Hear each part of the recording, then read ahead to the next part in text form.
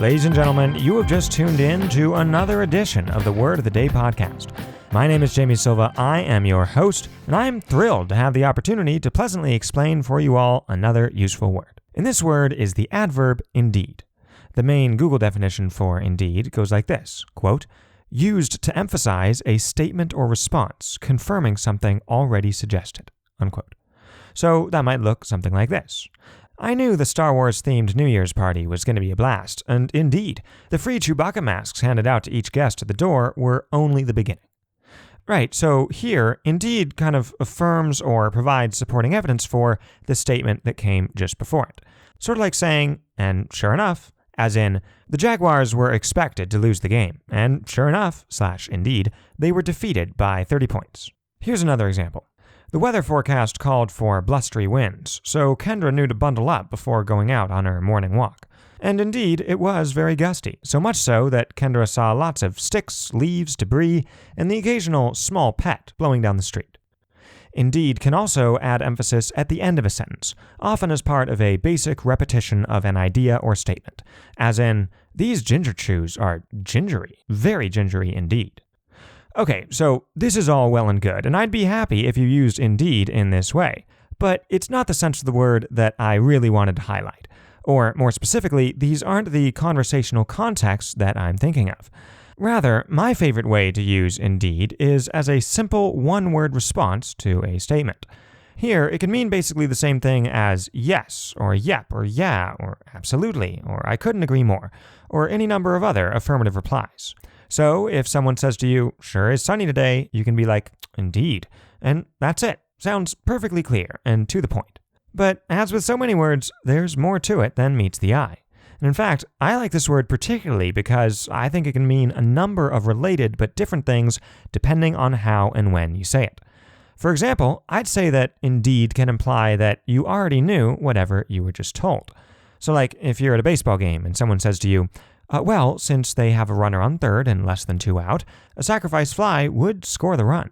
Now, if you were totally aware of this fact already, but you didn't want to overtly call the person out for unnecessarily explaining it to you, instead of being like, yeah, duh, I knew that, you could say, perhaps after a short but pregnant pause, indeed. And I think you'd want to have something close to that tone of voice, by the way, and be wearing an expression to match. Otherwise, the effect is much diminished. If, however, you say indeed in an enthusiastic and emphatic voice, this removes the veiled sarcasm and simply serves as an agreement with, or reaffirming of, whatever the person just said. It's a way to say, like, maybe I knew that, maybe I only sorta did, but it made total sense as soon as you said it. But in any case, that was a thoroughly insightful comment, and I'm glad you made it. So, to go back to our example, if you reacted to the description of a sacrifice fly by saying, indeed, that would convey something like the following. Gosh, that is interesting and highly relevant information. I couldn't have said it better myself, and my experience of this here baseball game is all the richer for you having said it. Now, the connotation here probably wouldn't be quite this complimentary, but again, it's all in your tone of voice and how you say indeed. And arguably, there's as many gradations of meaning here as there are shades of tone. The third useful sense of indeed as a standalone response is perfect for when someone says something controversial or that you disagree with, and you really don't want to get into it with them right now. Or you don't want to disagree with them or people in general. Like, who needs the hassle, you know? So, let's say someone says to you, the advance of globalization is the death knell of the American middle class, and nowhere is this more apparent than in the outsourcing of our crucial manufacturing jobs. And let's suppose further that you strongly disagree with this opinion, or more likely, you just haven't given it much thought, and honestly don't care a ton about it one way or the other. This is an awkward situation, right? And I think one that a lot of people are no stranger to. Now, here, I think it would be a clear compromise of your principles if you said, yes, definitely, I couldn't agree more. Globalization is the worst. Likewise, saying, are you kidding? Globalization is literally my favorite thing. And I, for one, welcome the transition from a manufacturing-driven to a services-driven economy. That would be rude, right? That'd be confrontational. Or it just starts an argument that you don't feel like having. But you need something here. You need a middle ground. In my view, replying with a brief, quiet, Indeed. Before changing the subject is about as close to leaving your dignity intact as you can get in that situation. Like, it more says, I hear what you're saying, than I concur. Again, the way you say it, your tone and your expression are key, right? Because it's just one word and could mean a few different things depending. So you got to use your nonverbal communication skills to really make the subtext shine through, to whatever extent you want to, of course. Like, if you wish to remain cryptic, that is totally up to you. There's one other fun quirk with this word, a parallel with a modern, very casual phrase that many consider confusing and inherently contradictory. I'm talking about the phrase, yeah, no, or alternatively, no, yeah, both of which can either mean yes or no, depending on how you say them and what follows. Like, if someone says to you, hey, you haven't seen the new Marvel movie yet, have you? You could say, no, yeah, I have actually. Or you could reply, yeah, no, I did see that. Both of these are affirmative replies, right? But the same phrases could also reflect a negative response, as in, yeah, no, I haven't gotten around to it. Or, no, yeah, I plan to, but just not quite. Soon, though. In a similar fashion, if someone makes a negative statement that you want to agree with, you can do so by saying, no, indeed, or even more formally, indeed, no, which I think is kind of similar to saying, yeah, no, or no, yeah. Because, like, indeed on its own can mean yes, or yeah, or yep, etc., and you can combine it with the word no. So, for example, if someone says, you didn't like that guy's cologne, did you? You could say, no, indeed, or indeed, no, just as you could also say, yeah, no, it's disgusting, or no, yeah, I felt like I was trapped in a cedar chest. Both of those would work. So I guess if you want to say yeah, no, or no, yeah, but you also want to sound fancy, no, indeed is just the thing. And indeed, no is probably, it's a little too much, let's be honest. Okay, let's now get a couple very simple examples of how to use this word in ordinary conversation. Example number 1. Since it was a first date, Charles was using his best manners. So, when asked whether he would like fries with that, he replied, indeed, I would, thank you. Also, some for the lady, please. Example number 2.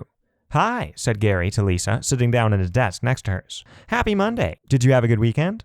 Lisa was very busy and in no mood for small talk, so she removed one earbud, replied, indeed, and then put the earbud back in and got back to work. Okay, that is all for today's word, but before we go, it's time for a quick edition of one of our ever-popular segments, Sayings No One Says, in which we look at things people say and ask why, and also we look at things they don't say and ask why not.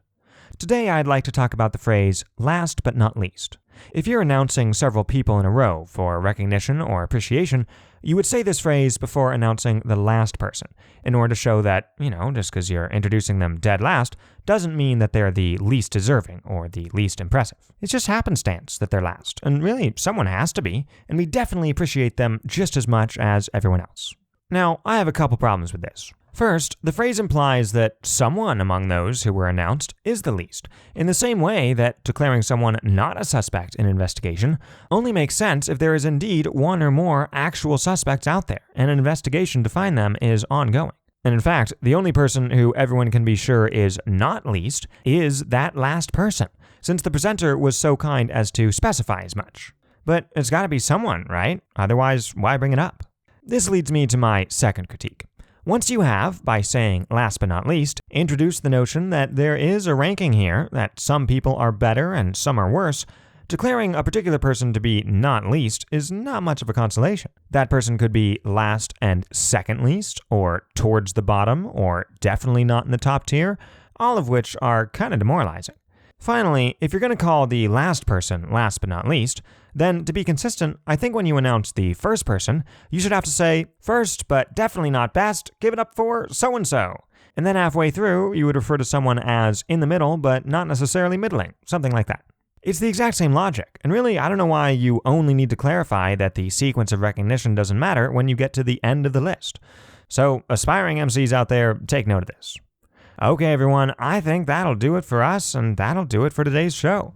We very much hope you enjoyed it. Indeed, we hope you found it unimaginably informative and superlatively entertaining. You've been tuned in to the Word of the Day podcast. My name is Jamie Silva, your host. Thanks so much for listening, and until next time, as always, have a great day.